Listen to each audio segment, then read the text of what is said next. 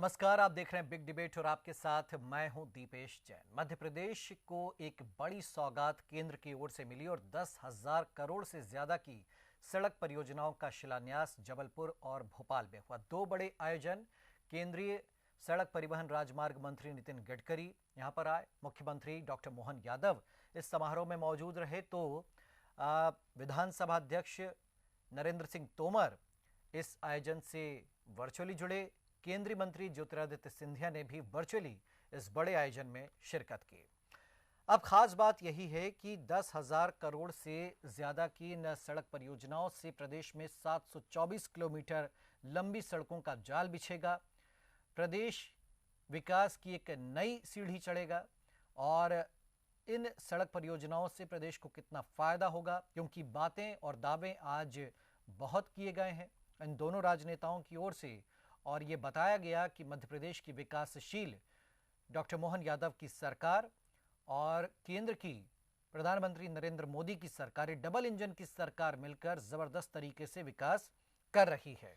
एक के बाद एक बड़े डिसीजन लिए जा रहे हैं, चाहे 3 नदियों को जोड़ करके परियोजनाओं की सौगात देना हो, या फिर आज देखिए आपकी ये जो दो बड़ी सड़क परियोजनाओं के साथ यूं कहें कि दो बड़े आयोजनों के बीच में कई नई सड़क परियोजनाओं का जो शिलान्यास और लोकार्पण किया गया, कितना अहम होगा। और ये भी दावा किया गया केंद्रीय मंत्री नितिन गडकरी की ओर से कि मध्य प्रदेश में 2024 तक अमेरिका के बराबर नेशनल हाईवे रोड नेटवर्क बनेगा। इतना नहीं, कई नए हमें इन्वेंशन भी देखने को मिल सकते हैं इस तरीके से कि उज्जैन में, हालांकि ये बात काफ़ी समय से चल रही कि रेलवे स्टेशन से सीधे महाकाल मंदिर तक रोपवे बनाया जाए, तो वहीं भोपाल में भी झील के ऊपर रोपवे और केबल कार चलाने की तैयारी। इतना नहीं, नितिन गडकरी तो एक और बड़ा यहाँ पर कह सकते हैं कि विजन दे करके गए हैं। वो ये कह रहे हैं कि भोपाल से इंदौर के बीच में हवाई सफ़र इस तरीके का किया जाए कि एरोप्लेन नहीं की बात चल रही है यहाँ पर, कि भोपाल और इंदौर के बीच में एक तरीके से मेट्रो जैसा कोई जो है मार्ग बनाया जाए, जिससे हवाई यातायात हो, ताकि इंदौर से भोपाल जाना और आसान और सुगम और जल्दी हो जाए। पहले हम सुनवाते हैं आपको कि केंद्रीय मंत्री नितिन गडकरी ने क्या कहा और डॉक्टर मोहन यादव ने क्या कहा, इस पर हम फिर करेंगे चर्चा। मैं मध्य प्रदेश के मुख्यमंत्री जी को और सरकार को यह आह्वान करता हूं कि हमारा जैसे जो अभी जबलपुर का रिंग रोड बन रहा है, हमको मिट्टी मुरूम लगता है, तो रोड के बाजू में सरकारी जगह पर हम पानी का स्टोरेज टैंक, बड़ा लेक आपको बना के देंगे, जिसमें आगे जमीन में वाटर कंजर्वेशन भी होगा और किसानों को पानी की उपलब्धता होगी। दौड़ने वाले पानी को चलने के लिए लगाओ, चलने वाले पानी को रुकने के लिए लगाओ, और रुके हुए पानी को जमीन को पीने के लिए लगाओ। गांव का पानी गांव में, खेत का पानी खेत में और घर का पानी घर में। अगर हमारे प्रदेश में अगर 75% जमीन अगर सिंचाई के अंदर आएगी तो गांव समृद्ध और संपन्न होंगे और किसानों का इनकम लाखों में होगा। मैं मानता हूं कि हमारा किसान अन्नदाता है, पर मेरे विभाग की ओर से हमने इनिशिएटिव लिया कि किसान केवल अन्नदाता नहीं रहे, अब किसान ऊर्जादाता बनेगा। मैं खुद जबलपुर क्षेत्र को जितनी बिजली लगती होंगी उतनी बिजली तैयार करता हूं। 90 मेगावाट ग्रीन पावर तैयार करता हूं और 270 मेगावाट थर्मल पावर तैयार करता हूं। हमारे क्षेत्र में किसानों के लिए चीनी मिलें चलाता हूं। और मैं ये मानता हूं कि आज विशेष रूप से हमारा जो बायोमास है उसको हम एनर्जी क्रॉप्स में कन्वर्ट करेंगे।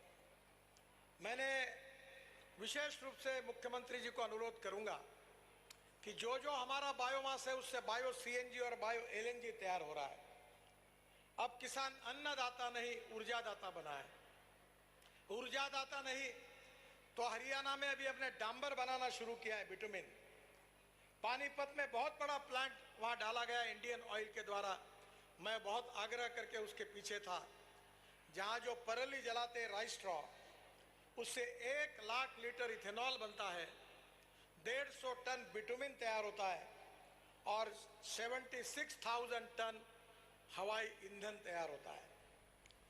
और मध्य प्रदेश में यह क्षमता है और इसलिए नए दृष्टिकोण से नए विजन के साथ सोचना होगा।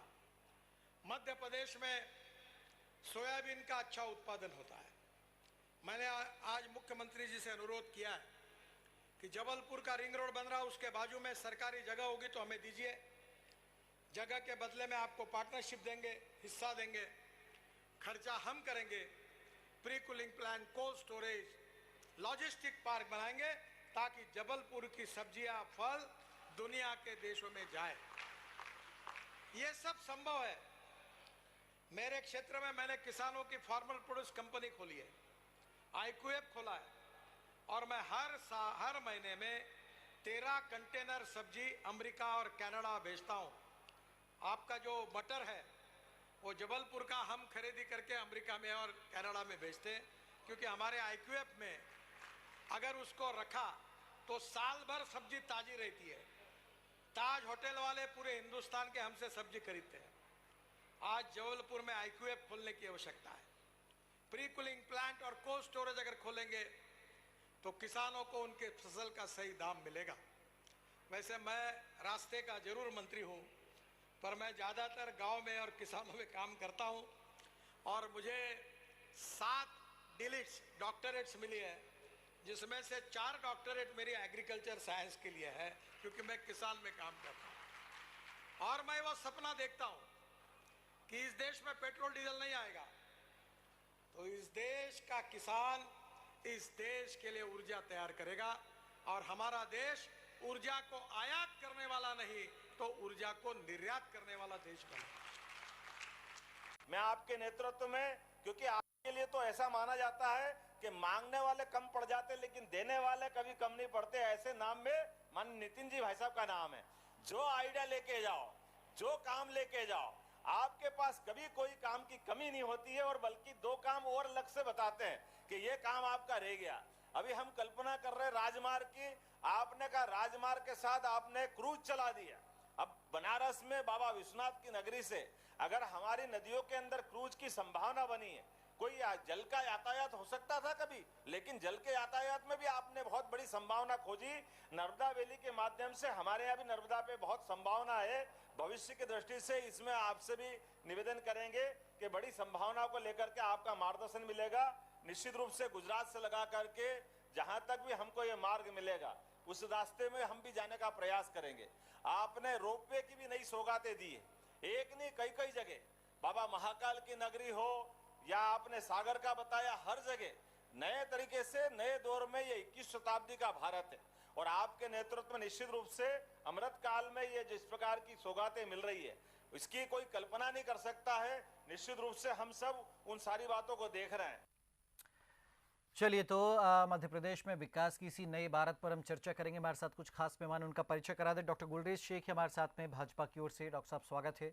सौरभ नाटी शर्मा जी हैं कांग्रेस की ओर से, आपका स्वागत है। और सौरभ जी उसी जबलपुर से हैं जहां ये बड़ा एक सम्मेलन हुआ आज का।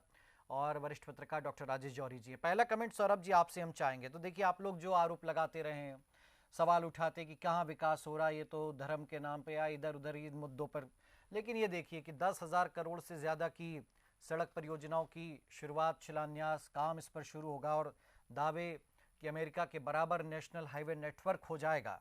डबल इंजन की सरकार का भी जिक्र किया सीएम डॉक्टर मोहन यादव ने। मानेंगे कि मध्य प्रदेश में विकास की नई इबारत लिखी जा रही है?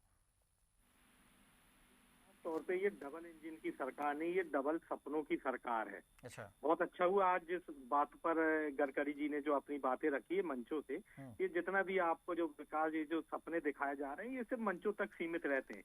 गडकरी जी हमारे मटर के किसानों की बात कर रहे थे। अभी से मुश्किल से 20 दिन पहले आपके चैनल ने भी न्यूज दिखाई थी कि हमारा मटर का जो किसान है, 2 दिन रात मंडी में अपनी गाड़ियों को रह के ट्रैक्टर ट्रॉली में मटर भर के वहां पर आंदोलित थे और मटर जो था वो नाली और सड़कों पे फेंका गया था क्योंकि उनको उसमें लागत तक नहीं निकल रही थी। आज ही सरकार का नोटिफिकेशन आया है कि गेहूं की जो खरीदी है वो 2250 रुपए में करी जाएगी। विधानसभा चुनाव का आप मैनिफेस्टो उठा ले, 2700 में ये गेहूं खरीदने की बात कर रहे थे, 3100 में धान खरीदने की बात कर रहे थे।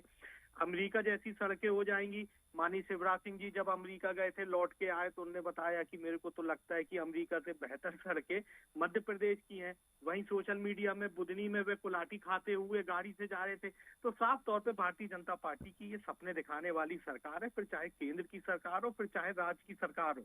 विकास बोलने से नहीं होता भाई साहब, विकास जो है दिखना चाहिए, और जो जनजीवन है, जो आदमी इस प्रदेश में वास कर रहा है, उसको महसूस होना चाहिए कि विकास हो रहा है। आज आपने देखा है कि ये जो समर्थन मूल्य पे इतनी बड़ा धोखा आज इस मध्य प्रदेश के किसानों के साथ नहीं, किया अब गया कृषि का मुद्दा नहीं यार, दूसरा इंफ्रास्ट्रक्चर का मुद्दा है, अपना आज का आधारभूत संरचनाओं का मुद्दा है। और उन्होंने कहा कि भाई सड़कें बनेंगी, किसान को आसानी होगी। लेकिन एक थोड़ा सा मैं आपसे असहमत इसलिए हूँ कि आप कह रहे हैं किसानों ने मटर फेंकी, भोपाल में अब 50 रुपया किलो मटर बिक रही है।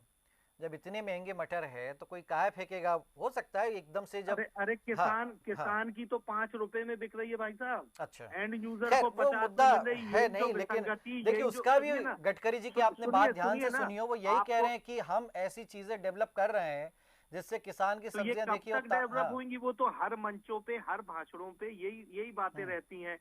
ये आपको मैं 20 दिन पुरानी बात बता रहा हूँ। और जो हमारे मटर का जो किसान है, हर मटर सीजन में उसकी यही दुर्दशा रहती है भारतीय जनता पार्टी की सरकार में, और उसकी मटर बेचारी की। कहाँ हम 10,000 करोड़ की योजनाओं की 724 किलोमीटर लंबी सड़कों की बात करें, कहाँ आप मटर की कीमतों को लेकर बैठ गए। खैर, डॉक्टर गुलरेज शेख को हम लाना चाहेंगे बीच में। वो कह रहे हैं साहब सपने दिखाते हैं आप ऐसे आयोजनों से, ऐसे कार्यक्रमों से। डॉक्टर साहब देखिए, इन लोगों ने तो कभी कुछ काम किया नहीं, और इस देश में इंफ्रास्ट्रक्चर की जो रफ्तार थी वो श्रद्धेय अटल बिहारी वाजपेयी जी ने शुरू की थी।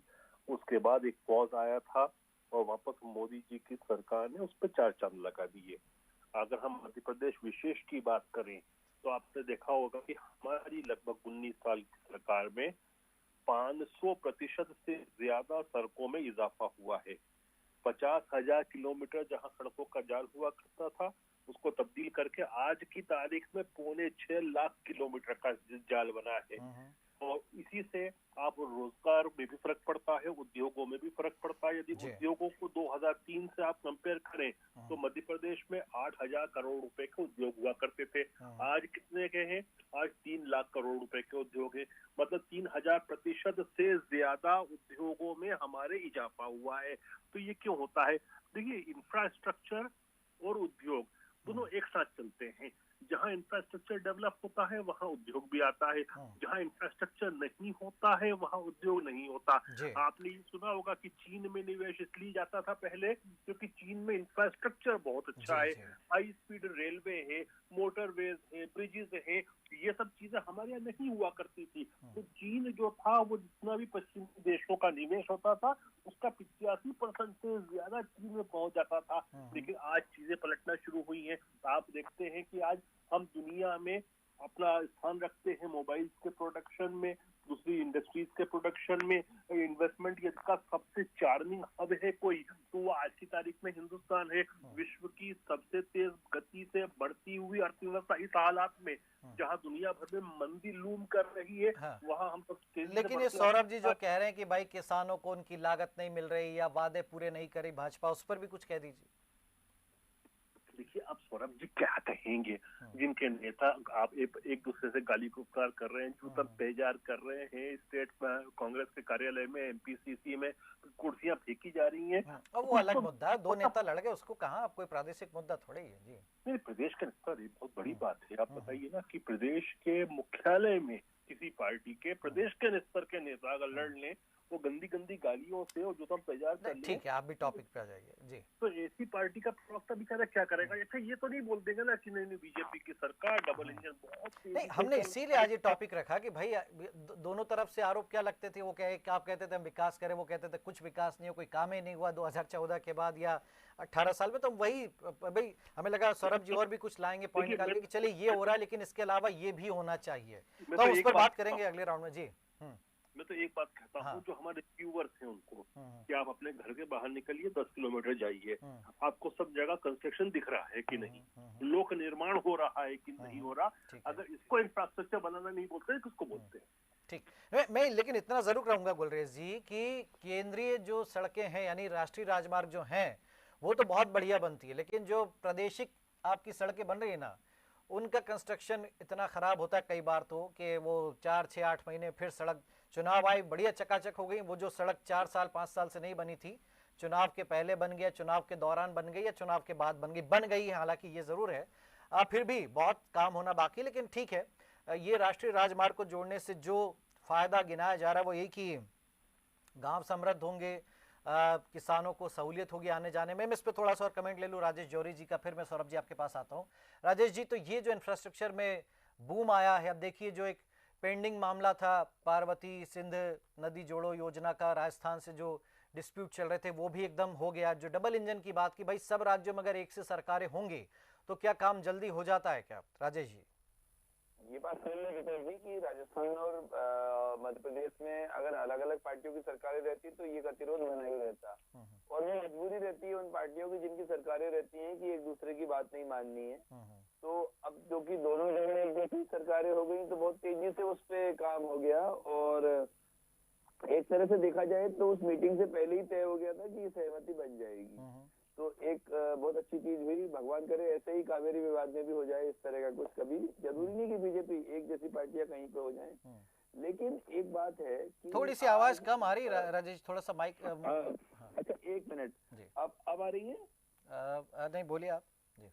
हाँ, तो अब दूसरी बात ये है कि अगर ये जो इंफ्रास्ट्रक्चर की हम बात करते हैं तो इंफ्रास्ट्रक्चर में तो इसमें कोई डाउट ही नहीं है, कुछ किसी तरह कोई शक ही नहीं है कि इस समय भारत नंबर 1 है। तो पूरे इंफ्रास्ट्रक्चर पे खर्च करने में पूरी दुनिया में हम नंबर 1 हैं। अब अपन किसी की पार्टी की तारीफ नहीं कर रहे हैं, किसी प्रधानमंत्री मुख्यमंत्री की तारीफ नहीं कर रहे हैं, पर जो सच है वो तो मानना पड़ेगा, क्योंकि इंफ्रास्ट्रक्चर में नंबर 1 चल रहा है। और ये अपनी रिपोर्ट नहीं है, ये जो इंटरनेशनल एजेंसीज हैं उनकी रिपोर्ट भी है, चाहे वो मोदी हो गया या कोई भी हो गया। अब एक बात है कि उमा भारती जब मुख्यमंत्री थी तो एक बार हम लोगों ने उनका इंटरव्यू किया था, वो तो बहुत ज्यादा जिसे कहना चाहिए बहुत ज्यादा क्वालिफाइड भी नहीं है, बहुत ज्यादा जिसे कहना चाहिए कि उन्होंने वो हार्वर्ड या कोई शिक्षा भी नहीं ली हुई है। तो उनसे एक बात हम लोगों ने कुछ पत्रकारों ने की थी कि गरीबी हटाने का तरीका क्या होना चाहिए। तो उन्होंने जो तरीका बताया था, उन्होंने कहा गरीबी कोई हटाने की चीज नहीं होती है, आप सड़क पानी बिजली सही कर दो, अपनी आप अर्थव्यवस्था रफ्तार पकड़ लेगी, और अर्थव्यवस्था रफ्तार पकड़ेगी तो अपनी आप छोटे से छोटा आदमी भी कहीं ना कहीं उसको उसका फायदा होगा। ये इंफ्रास्ट्रक्चर का। लेकिन हाँ, एक बात है, गडकरी जी ने जो एक बात बोली है जो बहुत जबरदस्त है कि सड़क के किनारे जो मुरम की जरूरत पड़ती है। अभी क्या होता है, पहाड़ के पहाड़ खोद दिए जाते हैं, फिर इल्जाम लगते हैं कि ये यहाँ पे अवैध खुदाई हो गई, अवैध खनन हो गया। तो वो अगर जो ये बता रहे हैं ट्रेंचिंग खुदेंगी रोड किनारे और उसमें पानी भरा जाएगा, आप विश्वास मानिए ऐसा सब जो अभी आप लोग जब रिपोर्ट दिखा रहे थे तो श्रीनगर जैसा जो श्रीनगर शहर के आपने देखा होगा उसके कुछ इलाकों में जब हम जाएंगे गुलमर्ग की साइड जाएंगे तो रोड के किनारे नदी चलती रहती है, वो कैनाल चलती है, वैसा सीन आंखों में दिख रहा है। लेकिन अगर वैसा हो गया तो एक तो इतना पानी अपने देश में इकट्ठा हो जाएगा, इतनी सारी सड़कें हैं, और दूसरी बात ये किसानों को भी फायदा रहेगा। तीसरी चीज जो वाटर टेबल बढ़ेगा, जो टेम्परेचर ग्लोबल वार्मिंग में चेंज आएगा, अगर ये हो जाता है। और चौथी बात जो उन्होंने इस कहा है कि हवाई सफर, जो अभी आपने सुनाया रिपोर्ट में कि वो हवाई सफर, लेकिन कैसा, ये ट्रॉली टाइप का कोई सफर, ये रोपवे टाइप का कोई सफर। ये बात सही है कि जब भी डेडिकेटेड लाइन होती है तो कम से कम ये खतरा नहीं है कि एक्सीडेंट हो रहा है, स्लो करना पड़ रहा है, कहीं पे ब्रेकर आ रहे हैं, कहीं कुछ आ रहा है, तो और बहुत ही सुविधाजनक यात्रा हो जाएगी। भगवान करे जो कुछ उन्होंने कहा है वो सब सही हो जाए, तो सरकारें किसी की भी रहे, लेकिन आम जनता को एक आम नागरिक के तौर पे अगर हम देखें तो हमको बहुत फायदा रहेगा जो चीजें उन्होंने आज बोली अगर वो हो जाए। चलिए सौरभ जी, तो दोनों की बात आपने सुनी, तारीफ कर रहे हैं कि ये काम हो रहा है, इसमें आप कुछ ऐड ऑन और करना चाहेंगे कि भाई ये तो ठीक है लेकिन इसके अलावा ये भी होना चाहिए, वो मतलब एक प्रदेश का विकास हो। अब मटर के दाम तो ठीक है, वो टमाटर भी अभी आ जाएगा, फिर टमाटर फेंक देंगे, वही टमाटर 200 रुपया किलो बिक गया, टमाटर बेच बेच के किसान लखपति करोड़पति हो गए, तो वो तो अलग मुद्दा है। उससे थोड़ा आगे बढ़ करके अगर आप कुछ कहना चाहें। हूँ आप थोड़ा वो मटर वाले विषय से विचलित हो रहे हैं, आप सड़क पे आना चाहते हैं। हाँ। हमारे राजनीतिक सलाहकार मैं भाई साहब आज ही 50 रुपए 60 रुपए किलो खरीद के लाया, मुझे नहीं पता किसकी जेब में जा रहा है वो पैसा, ठीक है। नहीं भला वो आप 100 रुपए भी खरीदें और हाँ। 90 रुपए किसान को मिले, ऐसी हम कामना करते जी, हैं। जी, हमारे जी। राजनीतिक विश्लेषक जी जो आखिरी में उनने जो बात बोली, मैं समझता हूँ उस पर आपका ध्यान भी नहीं गया होगा, क्योंकि आप जो सुनना चाह रहे थे वो उनने पहले सुनाया कि जैसा बताया गया है वैसा धरातल पे हो जाए तो ये बेहतर रहेगा। और देखिए मैं आपको बता रहा हूँ, विकास जो है ये सतत चलने वाली प्रक्रिया है। निसंदेह कोई भी सरकारें होती हैं वो विकास पे उनका फोकस रहता है, और कहीं काम हो रहा है तो उसको हम लोग क्रिटिसाइज भी नहीं करते हैं। जनता के पैसे से ये विकास हो रहा है। महत्वपूर्ण ये है कि ये ढंग से नहीं, आज आप जबलपुर में थे, जबलपुर में सम्मेलन हुआ, तो क्या महसूस किया आपने? देखा सुना तो होगा, इतना बड़ा आयोजन आपके शहर में हुआ।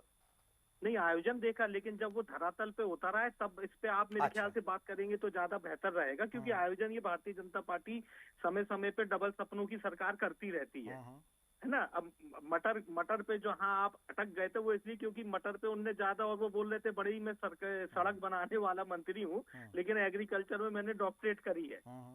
तो निसंदेह विकास जो है सतत चलने वाली प्रक्रिया है, विकास होता रहे, लेकिन जो जनजीवन है उनके जीवन यापन पर जो दुष्प्रभाव ये भारतीय जनता पार्टी की सरकार डाल रही है, मैं फिर बोलूंगा, आप फिर मेरी वो बात पकड़ेंगे।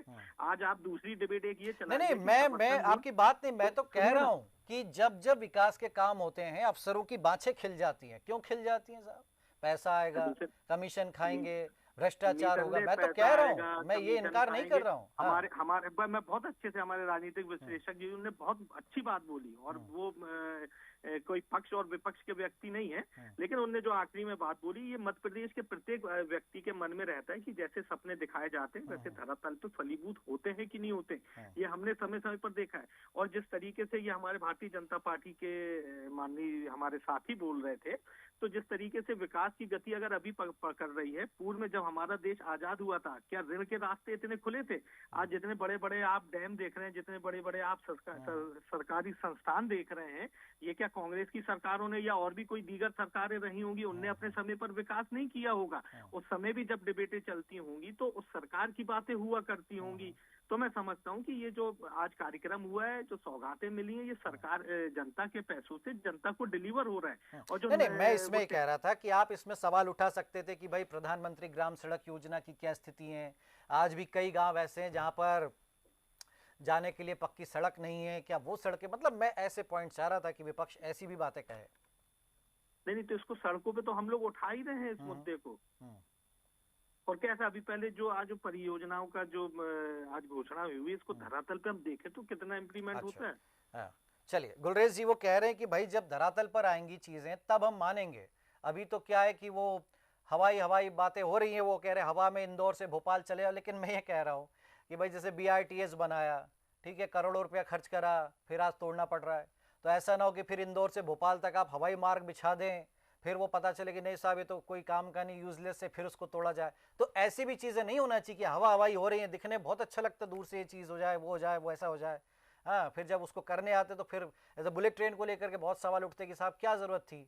आज हम पैसेंजर ट्रेन तो ठीक से नहीं चला पा रहे हैं, या यात्रियों को बहुत महंगा टिकट खरीदना पड़ता है। आपने दुरंतो चला दी, वंदे भारत खाली चल रही है, कोई फायदा नहीं है ऐसी ट्रेनों। इसकी वजह आप तो जनता की सुविधा के लिए हम कह रहे हैं कि काम ऐसा होना चाहिए जो वाकई जनता के काम आए।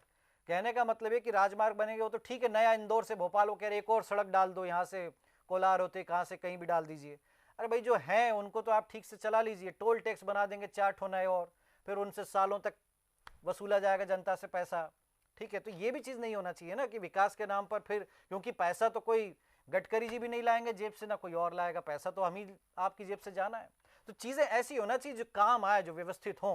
गुलरेज जी देखिए, जहाँ तक विकास की बात है, विकास तो सतत रूप से चल रहा है। कम से कम कांग्रेस ने भी इस बात को तो स्वीकार किया कि सरकारें जो हैं उनका लक्ष्य होता है विकास करना।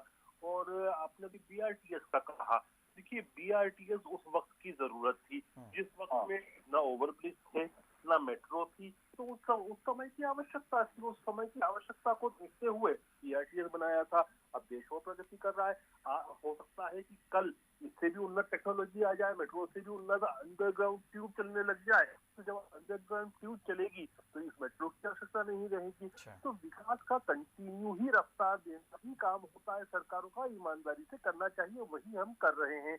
और मुझे लगता है कि कांग्रेस को तो जब विकास कभी दिखेगा नहीं, क्योंकि इनके लिए विकास के मायने होते हैं कि इनके लोगों की जेबें भरा जाए, इनकी राजनीति चलती रहे, उसी को ये लोग विकास मानते हैं। क्योंकि इन्होंने यदि 50-60 साल देखें तो देखिए हम ये कहते हैं साहब कि विकास ऐसा ना हो जैसे बिहार में होता है कि पुल इधर बनता नहीं है, टूट पहले जाता है, वहां फिर अब आपके नीतीश चाचा के संग आप ही लोग उन्हीं की सरकार में ऐसे पुल बने, उन्हीं की सरकार में ढह रहे हैं। तो ये चीजें नहीं होना चाहिए, मतलब करप्शन नहीं होना चाहिए। जीरो करप्शन होगा तब तो मजबूत स्थितियां, मजबूत जो आधारभूत संरचना बनेंगी। हम उस जनरेशन के हैं जब माननीय दिग्विजय सिंह जी का शासन होता था, और जब हम बोर्ड की परीक्षा लिखते थे तो घर में लाइट नहीं होती थी। अरे अब कब तक दिग्विजय जी की आड़ में आप जो कांग्रेस कोसते रहेंगे। हम ये कह रहे हैं भाई साहब कि हम अंग्रेजों के जमाने के पुल भी देख रहे हैं जो बहुत बढ़िया, बहुत मजबूत है, लेकिन आज जो 10 साल पहले बना ना पुल, वो थरथराने लगता है।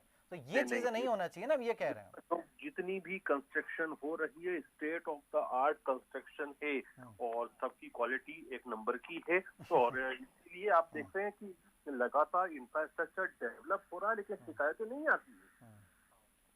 खैर राजेश जी, क्या आखिरी लास्ट कमेंट आपका कि भाई विकास है ठीक है, लेकिन वो अंधा विकास नहीं होना चाहिए, व्यवस्थित विकास, उसका वाकई फायदा मिले।